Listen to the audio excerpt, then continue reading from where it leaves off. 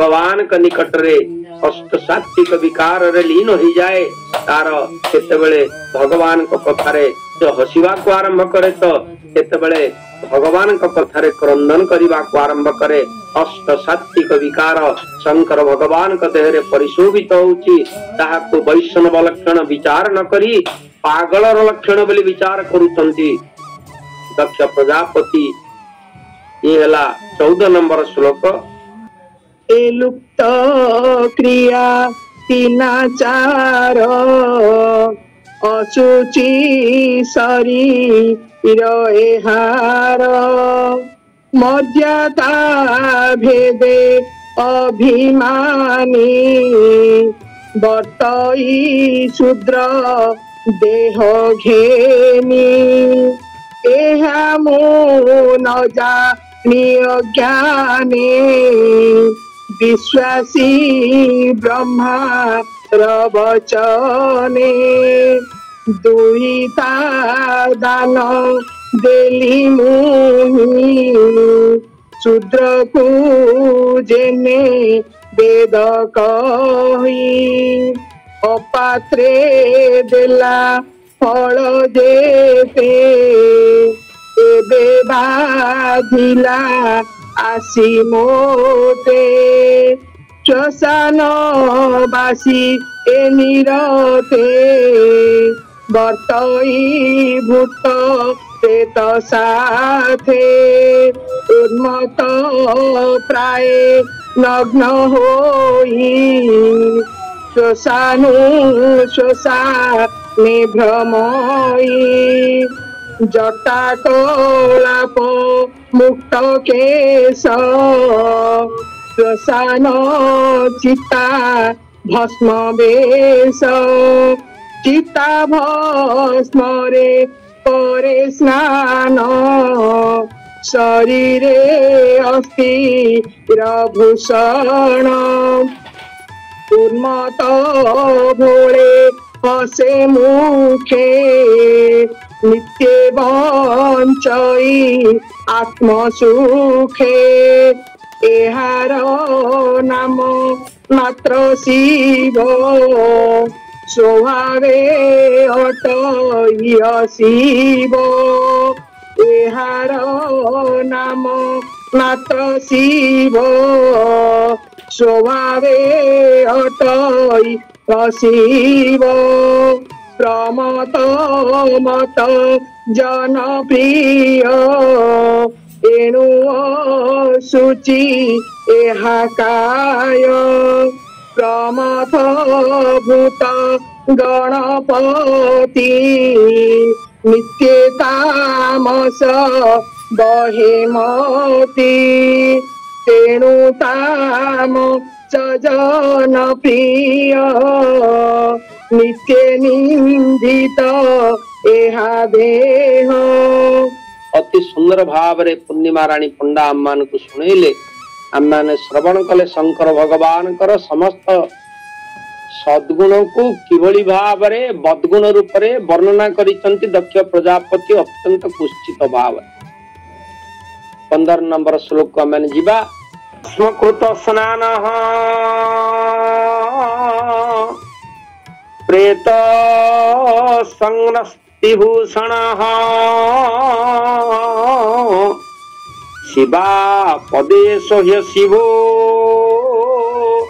मतो मत जनप्रिय पति प्रमथनाथानम तम मात्रात्मकात्मनम। इस श्लोक रे दक्ष प्रजापति शंकर भगवान कर जो चिताभस्म स्नान शरीर रे चिताभस्म को प्रलेपन करंती शंकर भगवान आमे माने एक कथा समस्ते जानिचे महाकालेश्वर चिताभस्म रे भूषित होई थांती सदा सर्वदा ते महाकालेश्वरंकर चिताभस्म स्नान आम मानकर दृष्टिगोचर हुए आमे माने चिंता करू श्मशान पाउंसाणी शंकर भगवान कर मस्तक उपरे सिंचन करा जाए किंतु तार भीतर रहस्य आमे माने जानी ना है आपण मानक एक दिव्य कथा मु सूचना दउची। जो माने सारा जीवन व्यापी आमिष भोजन करती नाही, महाकालेश्वरंकर चतुर्पार्श्वरे थिबा जनपद मानकरे जो लोक माने वास करती से माने संकल्प करिथांती जीवन सारा से माने आमिष भोजन करिवे नाही, सदा सर्वदा हरिनाम कीर्तन करिवे एवं सदा सर्वदा न्याय नीति पूर्ण भाव में जीवन यापन करिवे, सत्संग करिवे एवं से माने कामना करिथांती बा संकल्प करिथांती महाकालेश्वर पाखरे, महाप्रभु मु आपणकर सेवक, आपणक पे मोर शरीर दान करुची, ए शरीर पवित्र भाव रे आपणक पे मु प्रतिपालित करिची, तेणु मोर अंत परे मोर श्मशानर पाउंस आपणक शरीर रे भूषण ही लागिवो। ए भली जो माने संकल्प करिथांती, जीवन सारा आमिष भोजन करि न थांती, मिथ्या कहि न थांती, सतत सत जीवन यापन करुथांती, सेई मानकर मृत्यु परे सेमानकर शव स्वतंत्र भाव रे ताको दाह करा जाए एवं सेई भस्माणी शंकर भगवान का शरीर लेपन करा जाए। आमे माने श्रवण करुचे, दर्शन करुचे, गीता भस्म प्रलेपन होउचंती शंकर भगवान महाकालेश्वर, किंतु तार भीतरी रहस्य होउची जो माने मरिबा पूर्वरु सेमानकर जीवन सत जीवन यापन करी संकल्प करिथांती, मोर अंत परे मोर श्मशानर पाउंस शंकर भगवान का शरीर रे प्रलेपन हब, सेई मानकर पिता भस्म शंकर भगवान प्रलेपित हुंती, तार कारण हुए से माने पवित्र भाव रे जीवन यापन करिछन।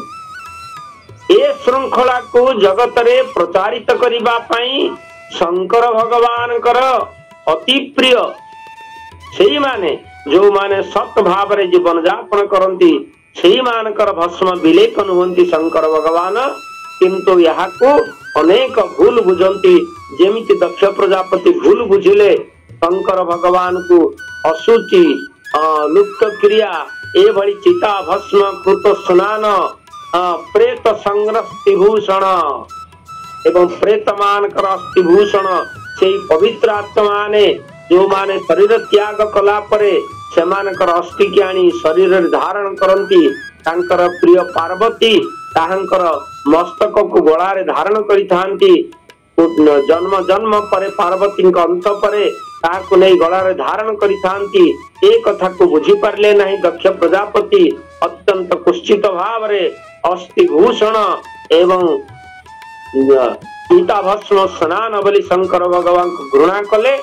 शिवा पदेश हे शिव मतो मत जनप्रिय एवं से शिव बोली जहा संसार रे वर्णना करा होउची से होचंती परम अशिव एवं जगतर अमंगलकारी, तांको दर्शन कले अमंगल हब एवं मत मत जनप्रिय से उन्मत्त एवं समस्त उन्मत्त जन मान तांकर साथी अति प्रमथानाम प्रमथ नाथानम जो माने प्रमथ अर्थात तमोगण प्रिय से मानकर होचंती पति शंकर भगवान।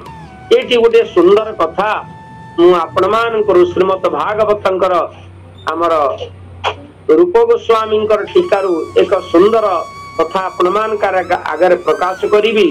ए संसार भितरे मनुष्य माने आमे माने बा जेते जीव अछंती या माने को तीन भाग रे विभक्त करा जाए, यथा सत्वगुण संपन्न, रजगुण संपन्न एवं तमगुण संपन्न। जो माने सत्वगुण संपन्न से माने भगवान विष्णु को पूजा करती एवं विष्णु से मानकर प्रिय ठाकुर ही के स्थान। जो माने रजगुण संपन्न से माने ब्रह्मा को पूजा करती एवं ब्रह्मा तांकर अति प्रिय ही थान। जो माने तमगुण संपन्न से मानको ब्रह्मा और विष्णु घृणा करती, तांक प्रति ब्रह्मा और विष्णुंकर कौनसी अनुराग न थाए। सेई तमगुण लोक मान को उद्धार करिबा पाई जो माने तमगुण से मान को उद्धार करिबा पाई शंकर भगवान तांकर जीवन को उत्सर्ग करिसंती एवं शंकर भगवान होउचंती तमगुणी लोक मानकर अति प्रिय। तार कारण होउची शंकर भगवान का सहित संग लाभ करी ସେମାନେ ତାଙ୍କର ଜୀବନକୁ ସାର୍ଥକ କରିବେ। ତେଣୁ ଶଙ୍କର ଭଗବାନ ପତିତାନାଂ ତାରଣମ୍, ପତିତ ମାନଙ୍କୁ ଉଦ୍ଧାର କରିବା ପାଇଁ ଶଙ୍କର ଭଗବାନ ସମସ୍ତ ପତିତ ଜନଙ୍କର ସାଥୀ। ଏ କଥା ରୂପ ଗୋସ୍ୱାମୀ ସୁନ୍ଦର ଭାବରେ ତାଙ୍କର ଟୀକାରେ ଭାଗବତ ଟୀକାରେ ବର୍ଣ୍ଣନା କରିଛନ୍ତି। ପତିତ ମାନଙ୍କୁ ଉଦ୍ଧାର କରିବା ପାଇଁ ବିଷ୍ଣୁ ଆଉ ବ୍ରହ୍ମାଙ୍କ ପରିବର୍ତ୍ତେ ଶଙ୍କର ଭଗବାନଙ୍କର ଅଶେଷ କୃତି, ଅଶେଷ କରୁଣା। ଶଙ୍କର ଭଗବାନଙ୍କର ପତିତ ଜନମାନଙ୍କ ପାଇଁ ଯୋଉମାନେ ତମ ଗୁଣୀ ସେମାନଙ୍କ ପ୍ରତି ବିଶେଷ ଭାବରେ ଅନୁରାଗ ଥାଏ ଶଙ୍କର ଭଗବାନଙ୍କର। ସେମାନଙ୍କୁ ଉଦ୍ଧାର କରିବା ପାଇଁ ଶଙ୍କର ଭଗବାନ ସେମାନଙ୍କ ନିକଟରେ ପ୍ରିୟ ହୋଇଥାନ୍ତି। ଏ କଥା ସୁନ୍ଦର ଭାବରେ ଆମର ଶ୍ରୀମଦ ଭାଗବତରେ ବର୍ଣ୍ଣନା କରାଯାଇଛି। ଆସନ୍ତୁ ଆମେ ମାନେ ଏ 14 ଆଉ 15 ନମ୍ବର ଶ୍ଲୋକର ଓଡ଼ିଆ ଅନୁବାଦ ଶ୍ରବଣ କରିସାରିଛେ ପୂର୍ଣ୍ଣିମା ରାଣୀ ମାଙ୍କ କଣ୍ଠରୁ। ଅବନାକ୍ଷର ଜପ ବ୍ରହ୍ମ ବିଷ୍ଣୁ ସଦା ଶିବ କରି ନ ପାରନ୍ତି ଠାବ। ବ୍ରହ୍ମ ବିଷ୍ଣୁ ସଦା ଶିବ କରି ନ ପାରନ୍ତି ଠାବ। ଶେଷ ଦେବ ନ ପାଇଲେ କୋଟି ଜନ୍ମ କରି ତପ। ଅବନାକ୍ଷର ଜପ ସହସ୍ର ଦଳ ଠାରେ ବିଜେ ନନ୍ଦ ସୁତ କାହ୍ନା। ସହସ୍ର ଦଳ ଠାରେ ଅନା ବିଜେ ନନ୍ଦ ସୁତ କାହ୍ନା। ବାମେ ଅନୁରାଜ ଯେମା ଝଟ ଝଟ ବିଦ୍ୟୁଭାବ। ଅବନାକ୍ଷର ଜପ ନଦା ତୀର୍ଥ ବ୍ରତ କରି ହୃଦ ଜପ ରାମ ହରି। ନଜା ତୀର୍ଥ ବ୍ରତ କରି ହୃଦ ଜପ ରାମ ହରି। କହନ୍ତି ଅନନ୍ତ ଶିଶୁ ତରିବୁଏ ଭବକୂପ। ଅବନାକ୍ଷର ଜପ ଜୀବ କୋଟି ଜନ୍ମ ପାପ। ଅସାଧନ ମାର୍ଗେ ରହି ଅମାପକୁ ତୁ ଦେ ମାପ। ଅବନାକ୍ଷର ଜପ ଜୀବ କୋଟି ଜନ୍ମ ପାପ। ଅବନାକ୍ଷର ଜପ।